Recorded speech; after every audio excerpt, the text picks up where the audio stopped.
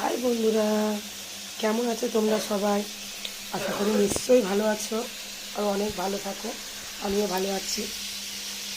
আজকে দেখো কি রান্না হচ্ছে।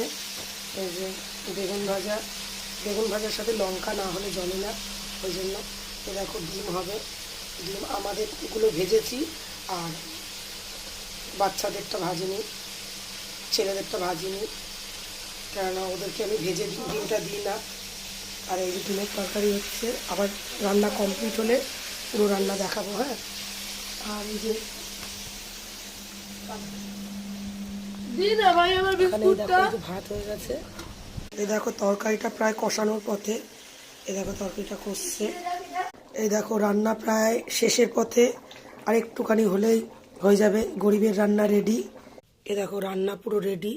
এই যে ভাত, এই যে ডিমের তরকারি দেখো ধোয়া উঠছে।